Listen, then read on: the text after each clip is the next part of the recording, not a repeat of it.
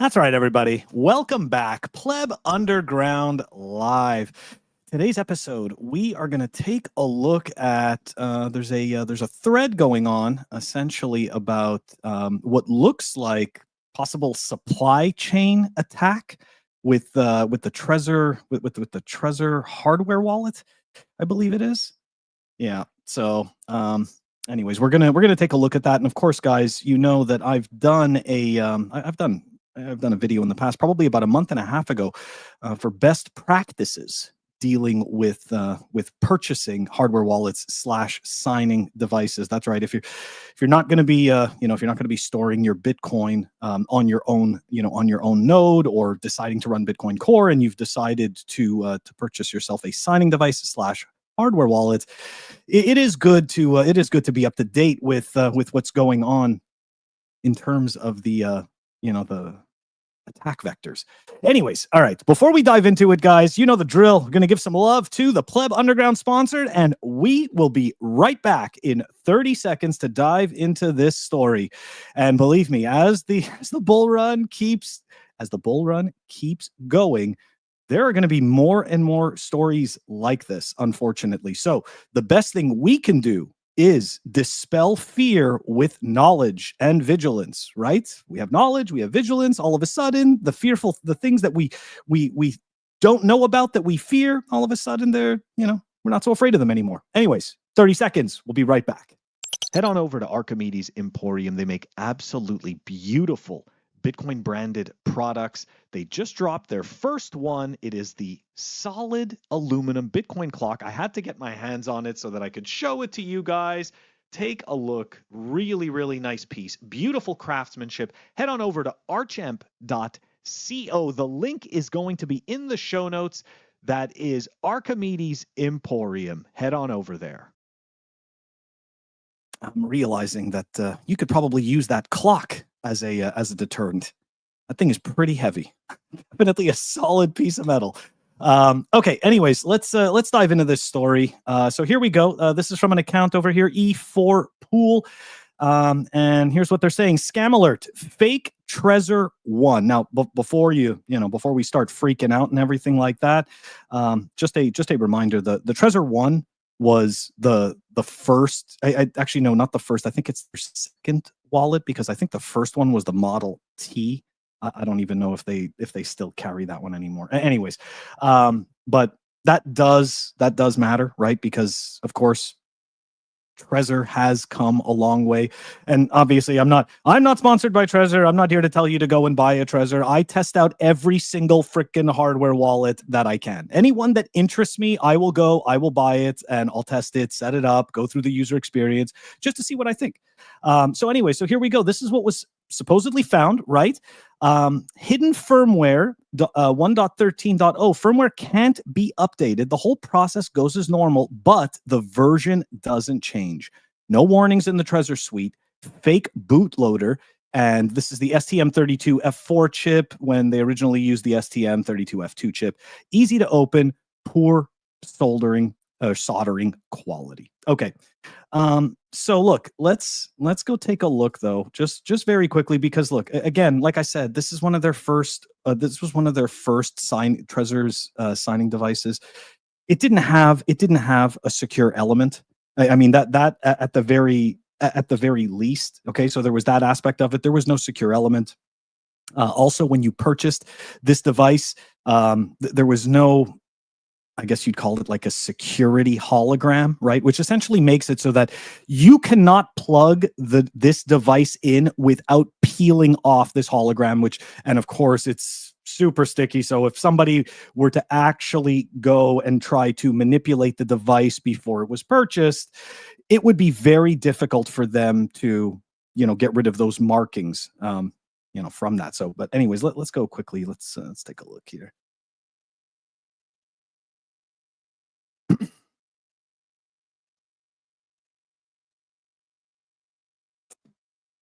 Always have it on the wrong screen, huh? Okay, anyways, here we go. We are back. Here's the Trezor. All right, so the three main models, right? So the one that they're talking about that was hacked, right, is the Trezor 1. Okay, this is the oldest one, and does not have a secure element. Okay. The other thing, the other thing that I kind of wonder is that I do know that with the Trezor 3 and the Trezor 5, when you do use the Trezor suite, it does do a process of firmware verification. Now, I am not 100% sure if the Trezor Model 1 does that when it's plugged in, but I can say at the very least that the 3 and the 5 do that. And the 3 has one secure element, whereas the 5, if I'm not mistaken, has 2 secure elements.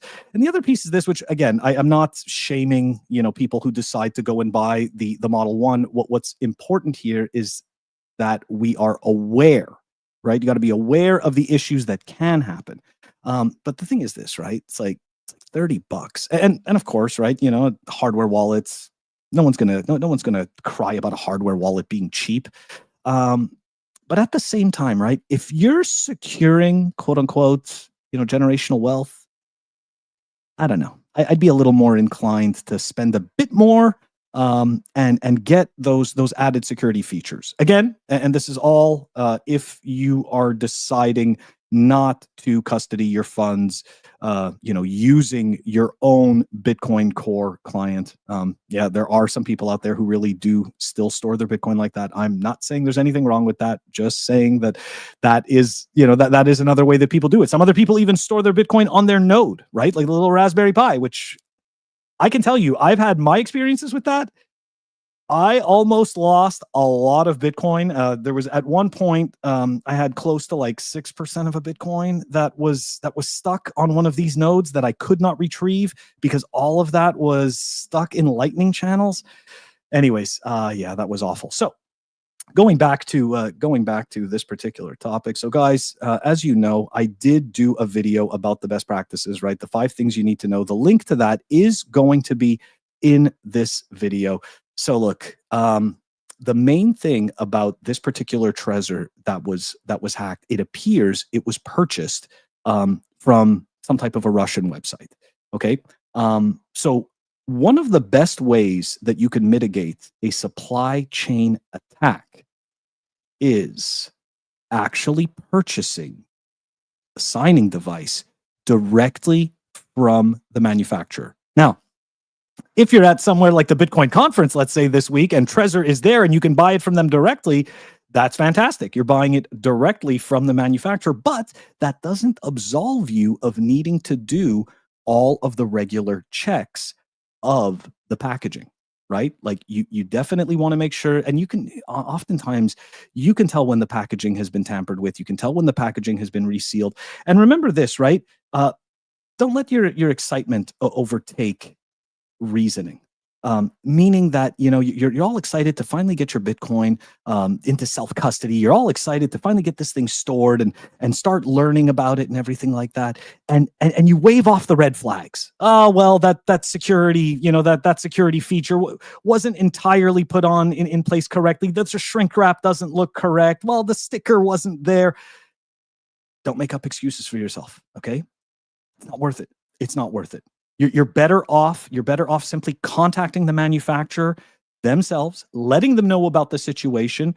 Quite possibly, right? If you did purchase your device from them and somehow something happened in the supply chain, then I'm assuming that it's going to be replaced. Now, of course, the other best practices that I have found is that anytime I get a new hardware wallet, I immediately flash the firmware. I go to the manufacturer's website and I grab the firmware file and I flash it. Now, of course, if you really want to do this fully, then what you're going to want to do is you're going to want to verify the PGP key, right, of the actual firmware. So when the software is created, there's a unique key, a unique hash that gets created, and you can verify that that is indeed the unique hash that was created when the manufacturer created the software. Look, there's YouTube videos on how to do this, right, step by step. So and of course you could even go check out BTC sessions. He's done tons of stuff like that. But yes, like there are these mechanisms that you can do to ensure that your device has not been tampered with.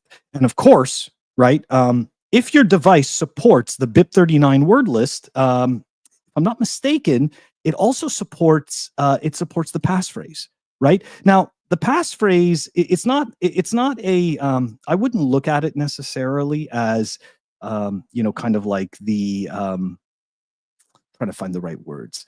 I wouldn't look at the passphrase as the end all, being that nobody can mess with your security as a result of having the passphrase, but it's definitely an extra layer of security and can help you with, I'd say, the confidence of using your device. I know some people who have multi-sig setups, and even that, right? Like that is pretty secure, right? Like we're talking about like offsite multi-sig, and they're still nervous, but then all of a sudden you let them create a passphrase and they're super excited. and they feel like they have this extra layer of security now. All right, I've got this passphrase. Now nobody can mess with me. That's not entirely the case, right? That is a bit of a false sense of security. But guys, look, if we think for a second, okay, that this type of stuff isn't going to be happening more and more in the future, you're wrong. I'm wrong. Okay. This is only going to get more predominant, and especially as NGU does its thing, we're going to see this more often. One device that people don't mention often enough, that I have one of, and I am a big fan of their product. Not sponsored by them, just like what they do. Yes, I'm talking about Seed Signer. That's right. Now I understand that Cold Card and NVK, and I get all the rivalry and they shit on each other and blah blah blah and all that stuff. But look, at the end of the day, it's open source hardware. Number one. Number two, you can go buy each piece of hardware from separate locations. Okay, so right away you are as corny as it sounds, you're decentralizing your purchasing, your purchasing process. So now all of a sudden, all the different parts of your hardware wallet didn't come from the same place. Hey, ICUS, thank you. I forgot to show the comments. Damn it. I'm getting better at this, guys. I'm sorry, but yeah, like that's the that's the thing about all of these these devices. Now I lost my train of thought because I went and I looked at the comments. It's terrible. I don't know. Where was I going with that? Where was I going with the devices? I don't remember. Anyways, yeah, the whole point is that these attacks, they're going to get more frequent. Okay, don't put it past anybody. Especially, you know what? It makes me think of when going to the conferences. I remember somebody handed me this like card. It was like this like cheap little envelope with a wallet inside, right? Immediately store your Bitcoin. I immediately stored that thing in the trash. that just went from like, oh, thanks, here it is, and bang, it goes right in the trash, and it was over. So yeah, trust me, do not store your Bitcoin on random wallets that people are going to hand to you at these conferences or anything like that. Yeah, all of it is. I really wish I didn't forget what it was that that I was going on about before with the hardware wallets and the manufacturing process. But hey, this is what happens when you do stuff live, right? I don't get to edit. I don't get to hit pause and cut out the parts that I didn't remember to fill them in with the parts I do remember. But anyways, guys, we're gonna wrap this one up. But before we do, have no fear. I am putting together a whole entire montage of Bitcoin conference videos because, of course, right, the Bitcoin conference has been posting all of these takes from all of these politicians and businesses and all of this stuff. Okay, and it is going to be absolutely glorious. Of course, right? I mean, Bitcoin conference, lots of people, lots of attention this year. I even saw they even mentioned the Bitcoin conference on the local news channel. I've never seen that before. All right, so that is pretty crazy stuff. So yeah, I'm going to be putting together a whole entire montage for tomorrow, and we're going to take a look at it. Obviously, we're going to do it live, right? So we can witness all of my screw ups in real time. But yeah, guys, look, this is going to do it for today's episode. Again, all right. I know that people are excited to use their hardware wallets. I know that people are excited to get to know things. If you feel that there's something wrong, if you if for whatever reason you decided to purchase this thing from like Amazon or whatever it is, just send it back. Get it from the manufacturer. Okay? It's not worth it. You think you're going to save a couple of bucks?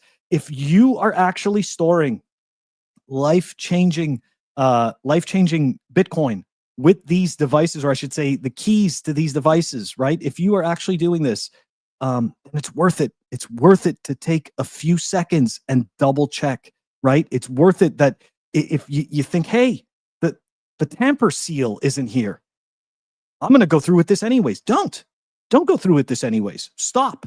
Let the manufacturer know. Okay. I know I have made these stupid mistakes, guys. I have lost those funds. You don't need to learn this lesson for yourself. You can learn from my mistakes.